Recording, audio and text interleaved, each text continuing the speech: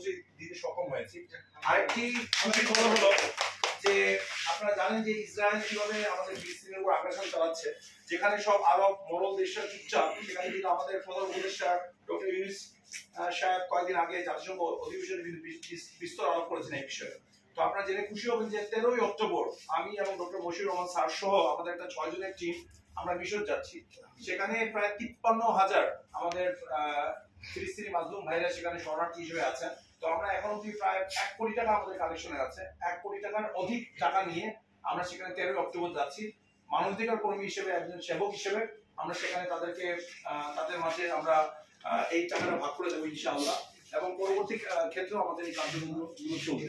আর একটা জিনিস আমরা জানাই, বাংলাদেশের যে বৈষম্য বিরোধী ছাত্র আন্দোলন হয়েছে, আমরা যে বাংলাদেশ দ্বিতীয় স্বাধীনতা অর্জন করেছে, সেই স্বাধীনতা অর্জনে 19 তারিখ থেকে 19 জুলাই থেকে যখন কারফিউ বাংলাদেশের মধ্যে আমাদের আগের প্রধানমন্ত্রী দিয়েছিলেন, সেই 19 জুলাই থেকে 5 আগস্ট আমরা এই প্রায় টানা 16 দিন আমরা বিভিন্ন হসপিটাল আমাদের হাফিজি চেরিও বাংলাদেশের আমরা কর্মীবৃন্দরা ভিজিট করেছি। তখন কিন্তু গুলি চলতেছিল, বাংলাদেশে কি ভয়ানক পরিস্থিতি ছিল আপনারা সবাই কিন্তু খুব ভালো করে জানেন। তখন এটা নিয়ে কিন্তু আমাদের ডেইলি সান, নয়াদিগন্ত আমাদের নিয়ে একটা বিশাল রিপোর্ট তারা অলরেডি করেছে। তো সেই সময় আমরা কিন্তু প্রত্যেকটা হসপিটালে আমি স্যার সহ আমাদের টিম গেছে এবং প্রায় 50 লক্ষ টাকার নগদ আর্থিক সাহায্য আমরা করেছি। তো আপনারা আমাদের জন্য দোয়া করবেন যাতে আমরা পরবর্তীতে আরো অনেক সেবার কাজ করতে পারি। জি, আসসালামু আলাইকুম।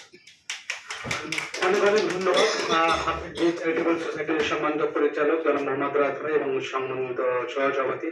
আসলে আমি মোশাররফ হোসেন রাজু ভাই, তার মাধ্যমে ওনাদের সঙ্গে পরিচয়, ওনাদের কার্যক্রম সম্পর্কে অবহিত হয়েছে। আমরা আশা করি ওনারা যে মহৎ জনহিতকর কার্যক্রম পরিচালনা করেছে, আগামীতে আরো ওনাদের ব্যক্তি বৃদ্ধি পাবে, আত্মমানবতার সেবায় আরো কার্যকর ভূমিকা রাখতে সক্ষম হবে।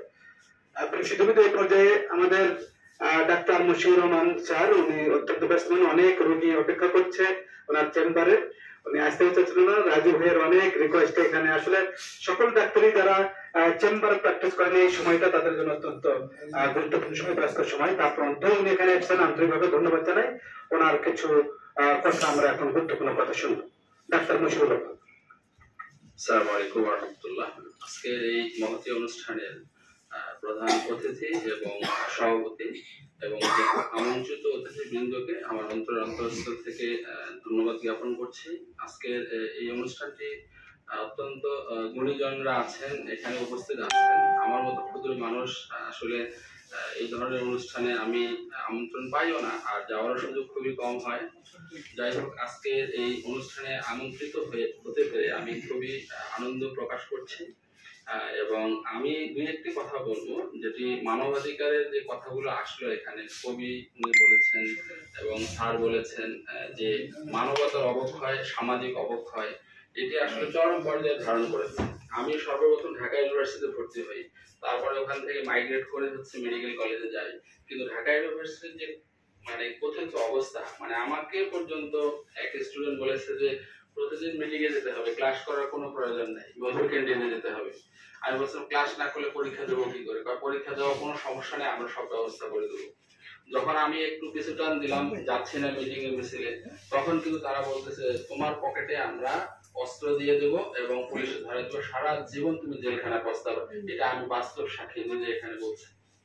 তো এইরকম একটা সামাজিক অবক্ষয় যখন আমাদের দেশে ইউনিভার্সিটিতে চলে, এটা আসলে মেনে নেওয়া যায় না। আর দীর্ঘ 15-16টি বছর যে অবক্ষয় হয়েছে, রুট লেভেলে আমার গ্রাম নীলফামারীতে একটা অজপাড়াগা, সেখানে পর্যন্ত চাঁদাবাজি চলছে। এই 15-16টি বছর আমরা কিন্তু খুবই একটা কষ্টের মধ্যে ছিলাম। যাক, মহান রব্বুল আলামিন আমাদেরকে এই অবস্থা থেকে আমাদেরকে উত্তরণ দিয়েছেন। এবং বাংলাদেশের যে নতুন সরকার, ওনারা আসার পরেই কিন্তু স্মরণকালে ভয়াবহ বন্যা যেটা হয়েছে, সেটাতে কিন্তু দেখা যায় যে সবাই স্বতঃস্ফূর্ত ভাবে এখানে সাহায্য সহযোগিতা অনুদান করেছে। এবং বর্তমানে কিন্তু উত্তরবঙ্গে বন্যা চলছে, তিস্তা নদী অববাহিকা এলাকায়, রংপুর, নীলফামারী এবং কুড়িগ্রাম এলাকায়, এই এলাকাগুলোতে কিন্তু যে বন্যা হচ্ছে, মিডিয়াতে কিন্তু আমরা সেভাবে পাচ্ছি না এবং সেভাবে কিন্তু ত্রাণও তারা পাচ্ছে না, অথচ তারা ত্রাণের বেশি হকদার বলে আমি মনে করি। মিডিয়ার যে সমস্ত গুণীজন এখানে আছেন, তাদেরকে আন্তরিকভাবে অনুরোধ করব, সেই এলাকার নিউজগুলোকে যদি আপনারা কাভারেজ দেন, তাহলে বাংলাদেশের মানুষ অন্তত পক্ষে উত্তর জনপদের, পশ্চাৎপদ জনপদের ওনারা কিন্তু কিছুটা হলেও আমাদের সাহায্য সহযোগিতা পাবেন। যাই হোক, আজকের এই আয়োজক বৃন্দকে আমি অনেক অনেক ধন্যবাদ জ্ঞাপন করে আমার কথা শেষ করছি। আসসালামু আলাইকুম ওয়া রাহমাতুল্লাহ। ধন্যবাদ ডাক্তার মশিউর রহমান স্যারকে তার মূল্যবান বক্তব্য রাখার জন্য। এই পর্যায়ে আমি সংক্ষেপে 2-3 মিনিটের বক্তব্য রাখার জন্য আহ্বান জানাচ্ছি।